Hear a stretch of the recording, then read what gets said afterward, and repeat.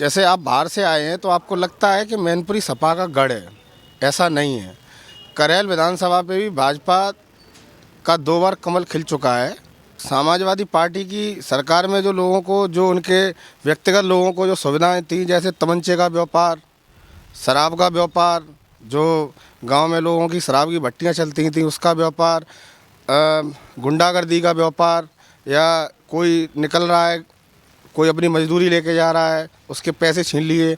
तो ये तो अखिलेश जी का कहना ठीक है कि अगर ये बेरोज़गारी हुई है तो इसमें कोई गलत नहीं है। हमने यहाँ देखा है कि बाज़ार में यहाँ पुलिस पिटा करती थी, दरोगा को बीच चौराहे पे मारा जाता था। प्रशासनिक सारी व्यवस्थाएं ध्वस्त थीं और जो भी प्रशासन में यहाँ अधिकारी बैठे होते थे वो सफाई के रिमोट से काम करते थे।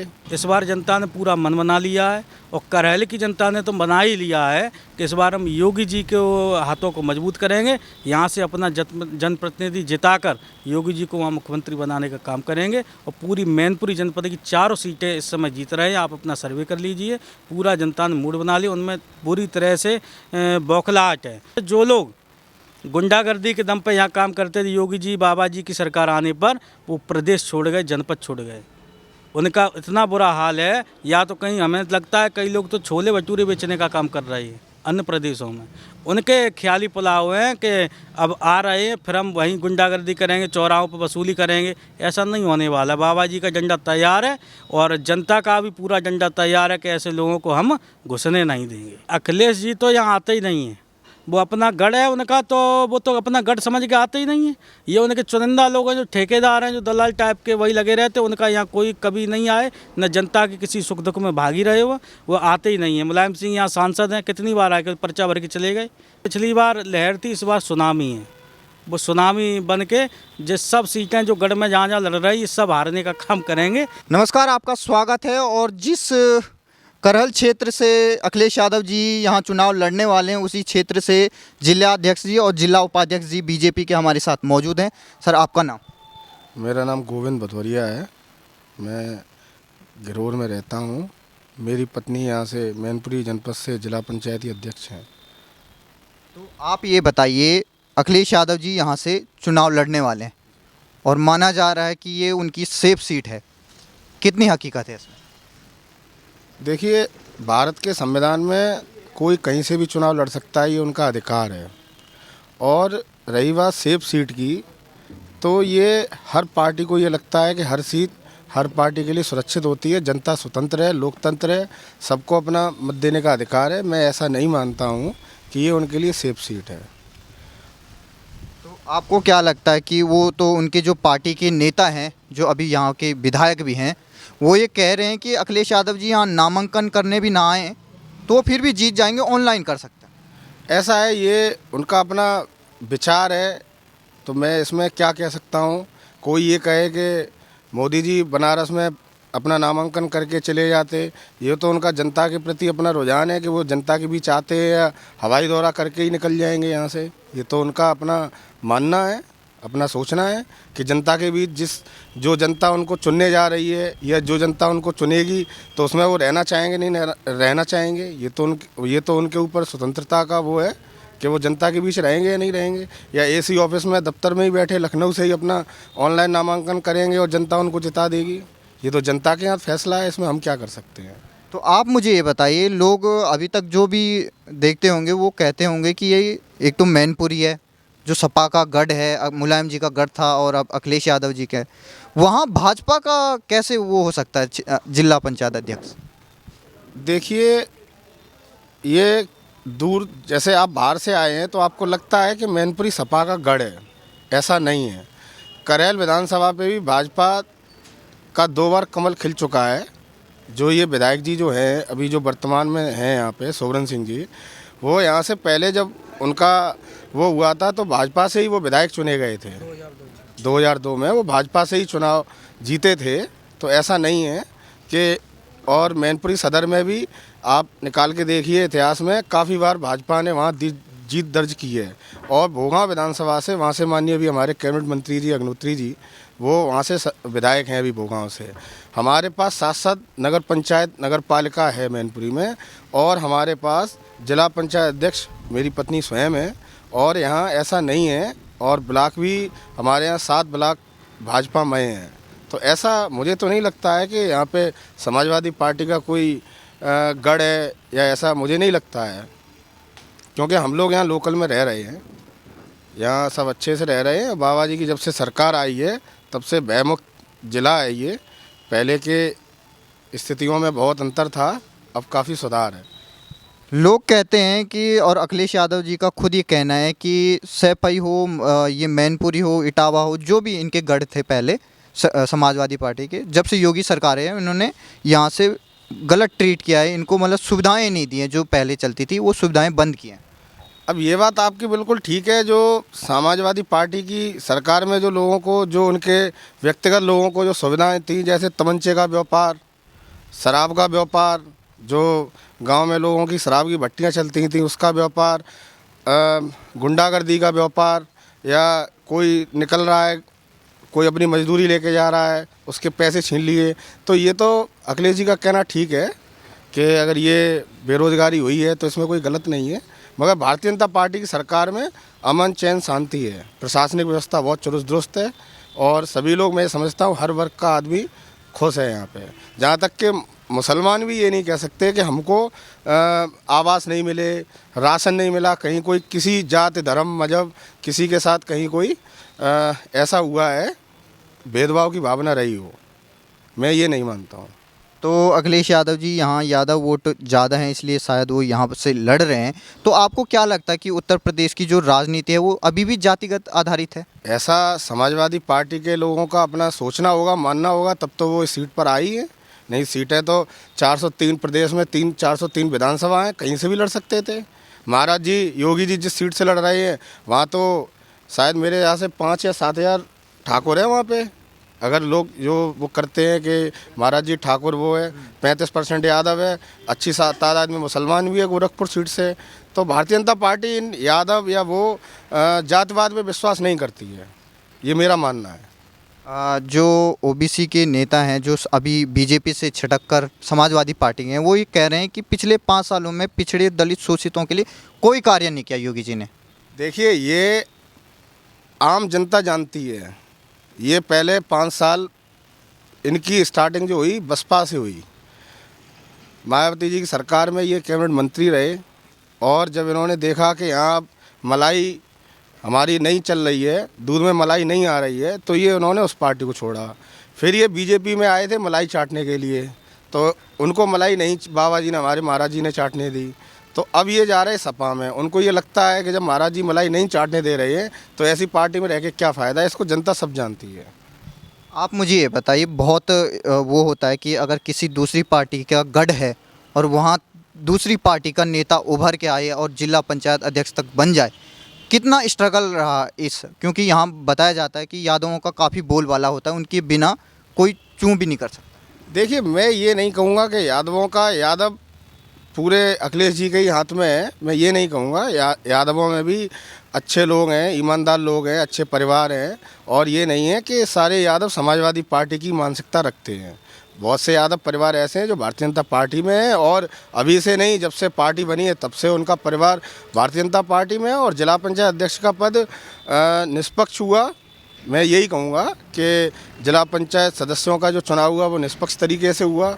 जो जीता, हम लोग काफ़ी सारी ऐसी सीटें रहीं जहाँ 60 वोट से, 600 वोट से, 400 वोट से हम लोग आ रहे। हम लोगों ने कहीं कोई ना हमारी तरफ से बेईमानी हुई ना उनकी तरफ से हुई, और यही जिला पंचायत अध्यक्ष के चुनाव में होगा। इसलिए भारतीय जनता पार्टी को सफलता मिली। लेकिन यहाँ जो मैंने जनता से बात की वो कहते हैं कि यहाँ पर पहले बहुत गुंडागर्दी होती थी। तो आप ये बताइए, आपने भी खुद देखा होगा, तो ये बताइए कि अब क्या हाल है? अब जब जनता आपको बता रही है तो जनता जो बताएगी वो सही बताएगी कि गुंडागर्दी का क्या हाल होता होगा।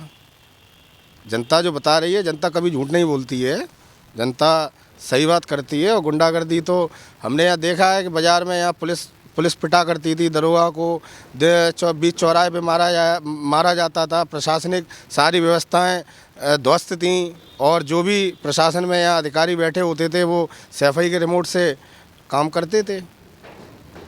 आपको क्या लगता है, अब अखिलेश यादव जी यहाँ से लड़ रहे हैं और 2022 का विधानसभा का चुनाव काफ़ी नज़दीक है और 20 फरवरी को यहाँ वोटिंग है, आपको क्या लगता है राजनीतिज्ञ होने नेता होने के, क्योंकि माना जाता है नेता को ज़्यादा परख होती है कि कौन माहौल क्या चल रहा है, आपका खुद क्या आकलन है? देखिए, मेरा आकलन ये है कि जनता इस बार निष्पक्ष चुनाव करेगी और जनता पूरी तरह से मोदी जी, योगी जी के नेतृत्व में उनके लिए जनता का जो रुझान है वो करेल सीट ही नहीं, पूरे उत्तर प्रदेश में सरकार भारी बहुमत से बनाएगी, जो मेरा मानना है। जी, कितने सीटें लग रही हैं आपको? 350 प्लस। हाँ, पिछले बार से अच्छा पिछली बार से अच्छा रहेगा। लेकिन अखिलेश यादव जी 400 बोलते हैं। अब देखिए, वो उनका अपना व्यक्तिगत, वो अपना कुछ भी कहते हैं, क्या कहते हैं, वो अपना वो जानते हैं। मैं अपनी पार्टी में हूँ, मैं अपनी पार्टी की बात कहूँगा। मेरी जो पिछले बार 2017 में जो लहर थी और इस बार जो लहर के अनुसार जो काम करके दिखाया है, चाहे मुद्दा राम मंदिर का रहा हो, चाहे मुद्दा विकास का रहा हो, चाहे एक्सप्रेस वे का मुद्दा रहा हो, चाहे नौजवानों को 5.25 लाख जो रोज़गार दिए उसका रहा हो, हर तरीके से कानून व्यवस्था, बहन बेटी जो सुरक्षित जो रही हैं सरकार में। तो मैं ये मानता हूँ मुद्दा मुसलमानों को जो मुसलमान लोगों के लिए जो आवास, राशन वितरण सभी लोगों के लिए जो दिया है, तो सरकार मुझे लगता है 350 प्लस जाएगी। आपने खुद जिला अध्यक्ष होने के नाते क्या क्या कार्य किए हैं जिसकी वजह से आपको लगता है कि वो वोट मिल जाएगा? मैनपुरी में मैंने 35 करोड़ से ऊपर की योजनाएं लागू की हैं, जिसमें सड़क है, नाले हैं, गांव-गांव जो समस्याएं हैं, और आचार संहिता की वजह से अभी हम 10 करोड़ के लगभग और बजट पास करने जा रहे थे। आचार संहिता लग गई। आचार संहिता के बाद हम जल्द से जल्द हर गांव को लाइट से जोड़ने का काम करेंगे। जी, हमारे साथ उपाध्यक्ष जी भी मौजूद हैं। सर, आपका नाम क्या? अरुण प्रताप सिंह चौहान, मैं जनपद मैनपुरी का भारतीय जनता पार्टी के जिले का उपाध्यक्ष हूँ। तो आप ये बताइए, अखिलेश जी यहाँ से लड़ने जा रहे हैं, क्या लगता है आपको माहौल?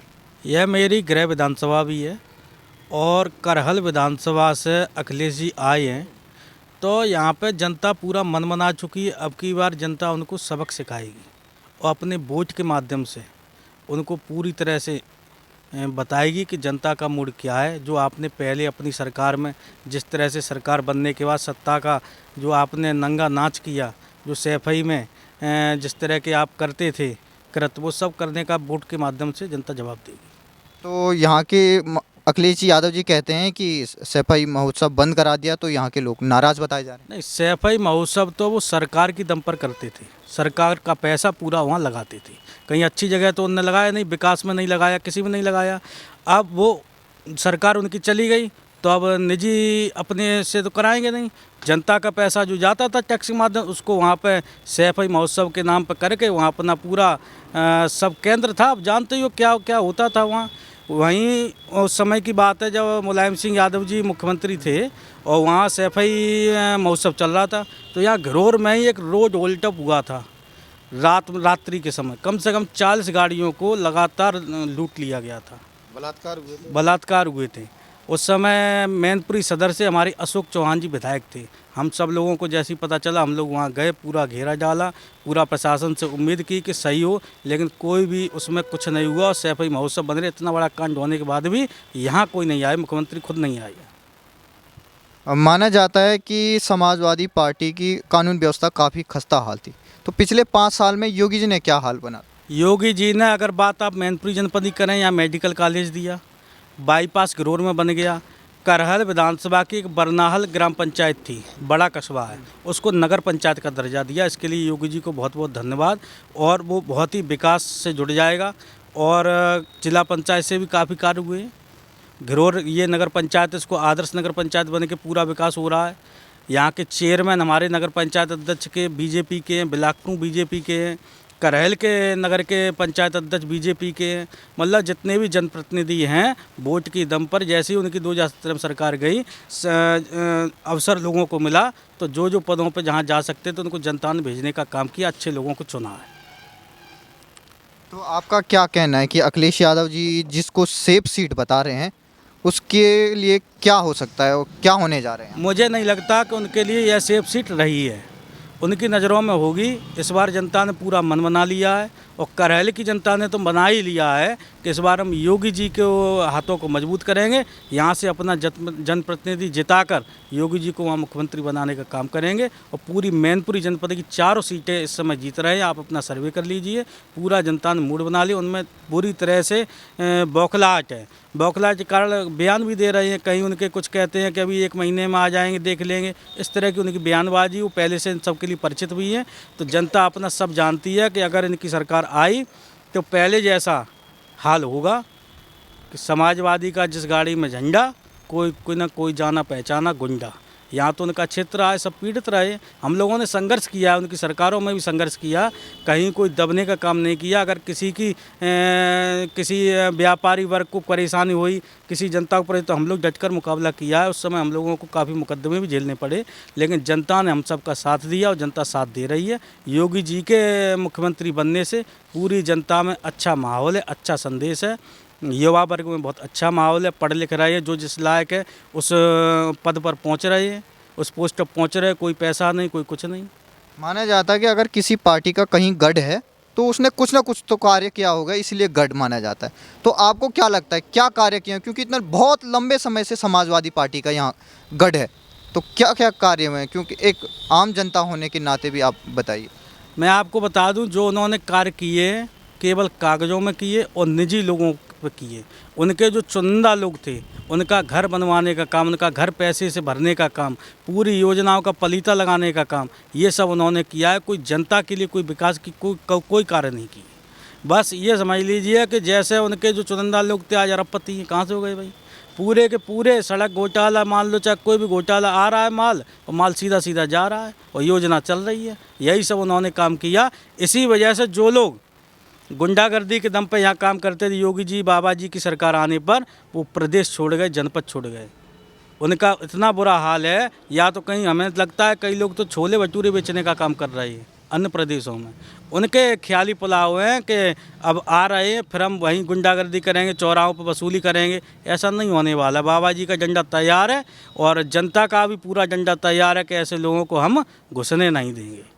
आप ये बताइए, मुलायम सिंह यादव जी जब अपने क्षेत्र में होते थे, जब वो वहाँ के नेता हुआ करते थे, तो वो जाते थे, जनता के बीच में जाते थे और मिलते रहते थे ताकि उनका वो बचा रहे। लेकिन अखिलेश यादव जी मैंने नहीं देखा कि कितनी बार आए हो, लास्ट टाइम कब आए थे यहाँ? नहीं, अखिलेश जी तो यहाँ आते ही नहीं हैं। वो अपना गढ़ है उनका, तो वो तो अपना गढ़ समझ के आते ही नहीं है। ये उनके चुनिंदा लोग हैं, जो ठेकेदार हैं, जो दलाल टाइप के, वही लगे रहते। उनका यहाँ कोई कभी नहीं आए, न जनता के किसी सुख दुख में भागी रहे वो आते ही नहीं है। मुलायम सिंह यहाँ सांसद हैं, कितनी बार आए, पर्चा भर के चले गए। भाई सांसद का काम होता है जनता की बात सुने, जनता के बीच में रहें, जनता के कार्य कराएं। सांसद निधि से भी कोई काम नहीं करवा पाए। सांसद निधि पूरी उनकी रुकी हुई है, जहाँ तक मुझे जानकारी है। वो इधर उधर के लोग ही अपना कोई प्रतिनिधि कोई बन जाता है, कोई बन जाता है। कोई कार्य नहीं हो रहा, ना यहाँ जनता के बीच में सुख दुख में सहभागी रहते हैं। बस अपना दबाव बनाए रहते हैं कि हम मुख्यमंत्री बनेंगे तो हम ये कर देंगे, वो कर देंगे। तो पहले भय व्याप्त था, अब जनता के मन से भय निकल गया है। अब कोई कुछ नहीं, जनता इस बार पूरा मूड बना के भारतीय जनता पार्टी को जिताएगी। क्या लगता है आपको कितनी सीटें? सीटें तो 325 प्लस करेंगे पिछली बार से। और अच्छा, पिछली बार लहर थी, इस बार सुनामी है। वो सुनामी बन के जिस सब सीटें जो गढ़ में जहाँ जहाँ लड़ रही है, सब हारने का काम करेंगे। और जनता इनको, भारतीय जनता पार्टी को, प्रत्याशियों को ज़बरदस्त प्रचंड बहुमत से जिताएगी। प्रचंड बहुमत की सरकार बनना तय है। धन्यवाद सर।